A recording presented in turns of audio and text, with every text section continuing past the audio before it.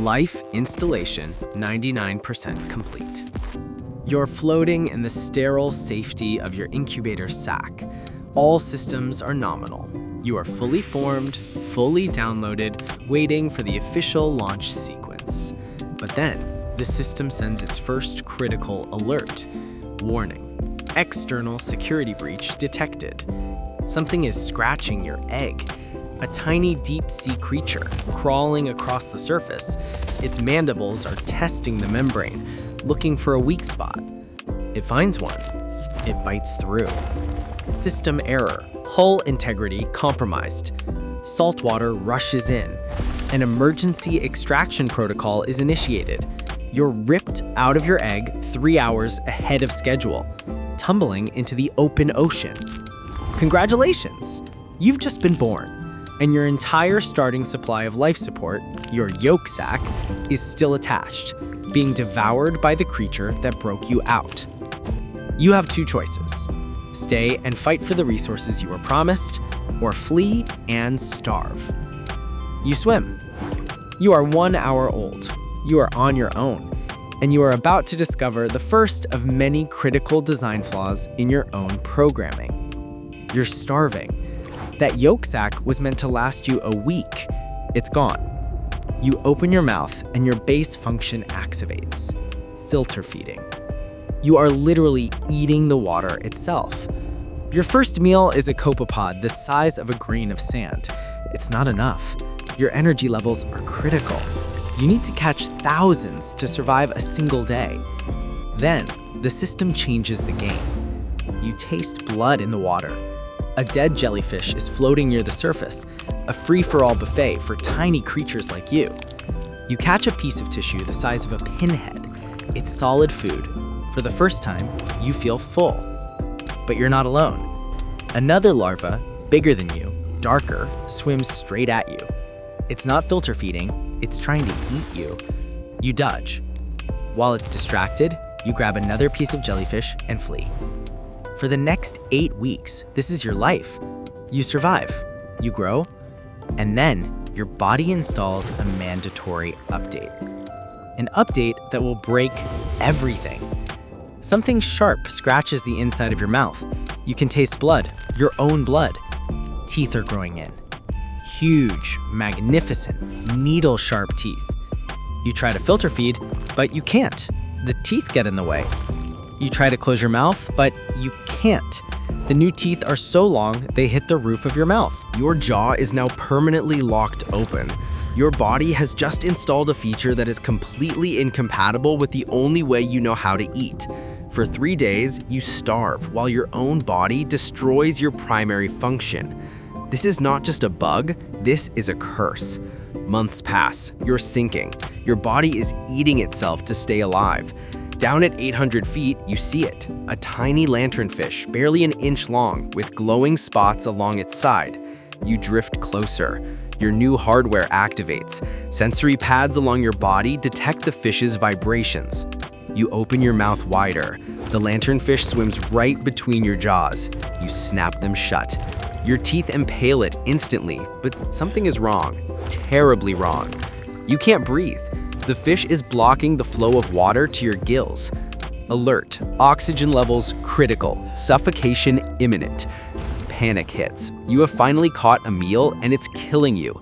This is the ultimate design paradox. To eat, you must hold your breath, and you can't hold your breath.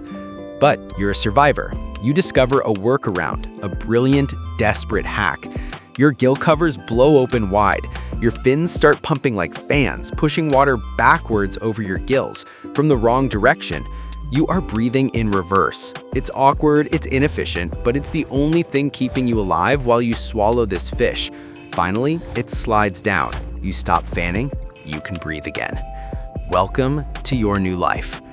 Every single meal is now a choice between starvation and suffocation, and it only gets worse.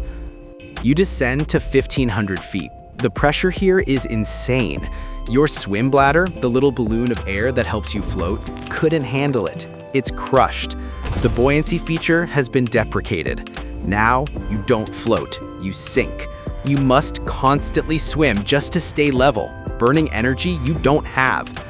One day, a hatchetfish swims past, its glowing belly illuminating you for a split second. That's all it takes.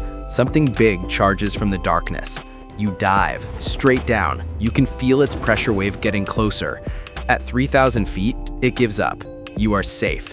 But you are in a desert. There is no food here. You always have to go back up, because the food lives where the predators hunt. 4 years pass. You learn the pattern.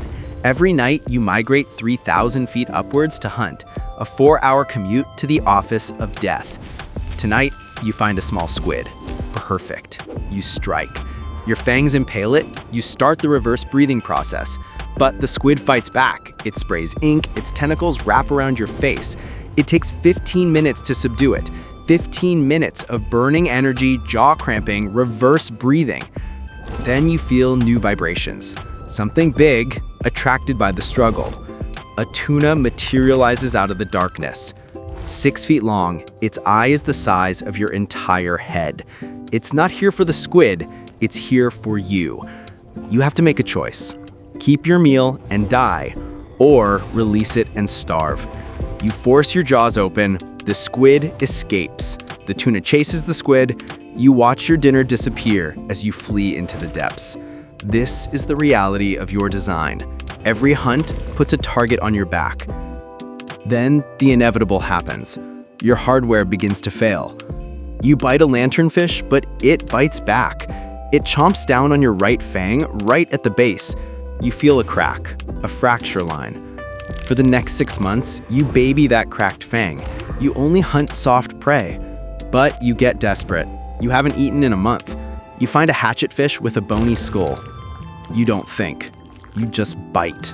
The fang snaps. You feel the top half of your own tooth tumble down your throat along with the fish. But you are still alive. You adapt. You learn to strike from an angle, favoring your good side. You survive, barely, for another 4 years. Until the night your luck finally runs out. You are 5 years old, scarred. Your right fang is a broken stump. Your left is worn and bent. You haven't eaten in 6 weeks. You are too weak to swim deep, so you're hunting at only 300 feet. Too shallow, too dangerous. You see a small fish lit by a jellyfish's glow. Easy prey. You need this. You drift closer, your ultra-black skin making you invisible. 10 feet away, 5 feet, 3. The water explodes. A marlin's bill slams through your side, cracks 4 ribs, and exits your back. You are sinking into the final depth. Game over. But as the last signals of your brain fire, something strange happens. The marlin is panicking. It's thrashing, trying to shake you off. It can't. And then you understand. Your teeth. Your giant, absurd, cursed teeth that locked your jaw open, that made every meal a struggle, that broke and never grew back, they have done their final job. They have snagged deep inside the marlin's mouth. Your fragile body is broken, but it has become a living anchor of bone and pain. The marlin can't swallow you. It can't spit you out. And as it thrashes, you are pulling it down, deeper and deeper. In that final moment, you receive one last system notification, a message directly from the developer. Your life was not a mistake. That bug was not a bug. It was the entire point. You were never designed to be a successful predator. You were designed to be the world's most perfect hook, a self-guided, intelligent weapon. Your ultra-black skin wasn't just for hiding. It was to lure the apex predators in. Your absurd fangs weren't just for hunting. They were for latching on. Your weak body wasn't a flaw. It ensured you would be torn apart, becoming an anchor that could not be dislodged. Your entire life of suffering was a delivery mechanism. Your mission was to die in the most inconvenient way possible for a massive, high-level predator and drag its nutrient-rich body down from the world of light into the abyss. A feast for the thousands of starving creatures in the dark. You are the most brutal and efficient food delivery program ever designed. As you and the marlin are swallowed by the darkness, you realize the truth.